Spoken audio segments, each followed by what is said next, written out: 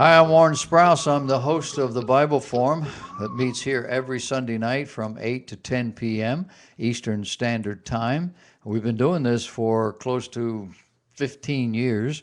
I don't know where you've been, but tonight we want to talk about the 5 faith facts regarding presidential candidates. And tonight we're looking at Jeb Bush. Like many Americans, Jeb Bush comes from a religiously mixed family. His great grandfather was Roman Catholic. His father, George H.W. Bush, was raised Episcopalian. I think they say that because he probably didn't go to church a whole lot. His mother, Barbara, grew up Presbyterian. His brother, George W., is an evangelical. He was a drinker. And when he got his life on track, I think God had something to do with that. And his wife, being an evangelical, that's where he gravitated toward. Of course, the term evangelical is a great broad banner. When he was running for president, his pastor was the pastor of a large Methodist church. And Methodists generally are not considered evangelical, they're mainline Protestants. But you can have conservative Methodist churches, and I'm assuming that was one of them. I don't really know. But George W.'s claim is that he gave up his party ways after having a talk with Billy Graham. I do not know why they can't discuss the gospel, salvation, being saved when it comes to some of these people. I'm left to believe that they're not saved. They never had that talk. They had another talk. And these folks just cleaned up their act. But I like to think the best, and so I think that maybe George W. is actually saved. Jeb joined the Catholic Church in 1995. He married a Catholic girl. I think she's from Colombia. But they married in 74. He didn't join the Catholic Church, the Roman Catholic Church, until 95. And he says, I loved the absolute nature of the Catholic Church. It resonated with me. Now, I don't know what he means by the absolute nature of the Catholic Church, but I do know that many Roman Catholics are there because of the pomp, the circumstance, the incense, the colors, the robes, the music, the whole thing. It just feels spiritual. And there are other folks that are there because it's regimented.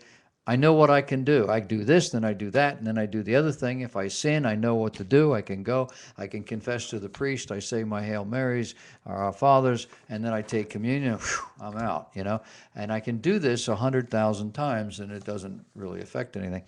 And so they have something to do. I don't know what he's talking about here with an absolute nature of the Catholic Church.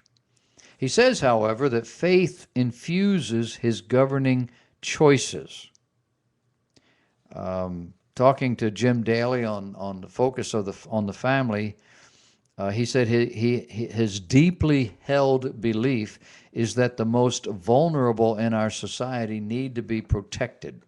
They need to have legal rights. And as a society, we need to recognize their value and worth.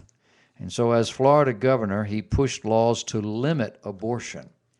And he offered state funding to crisis pregnancy centers that counseled against it. He unsuccessfully tried to block Terri Schiavo's husband when he wanted to disconnect the artificial food and hydration that was keeping this woman alive for so many, many years. Apparently, he's not 100% in line with Roman Catholic teaching on all points because he is in accord with the Catholic bishops who are pushing for immigration reform. But he doesn't heed Catholic teaching on the matter of life and death. Like 59% of white Catholics in a Pew Research Center survey, he supports the death penalty. They love to throw this stuff in here. He's a devout Catholic. How can he support the death penalty? Because the Bible does. The Bible is pro-death penalty. We talked about that last week. Go to the YouTube, check it out. Bush says the warp speed of social change is mystifying. Talking to Christian Broadcasting Network chief political correspondent David Brody, he said he could not fathom the warp speed of the changing public views on this. Irrespective of the Supreme Court ruling, Bush says we need to be stalwart supporters of traditional marriage. Got his spiritual head on straight, unlike so many others. A radio host in Iowa told the Washington Examiner that voters there are, quote, not necessarily looking for the nice guy or the guy who says Jesus the most. They want a conservative champion of religious freedom. Bush accused liberals of seeking to undermine religious freedom.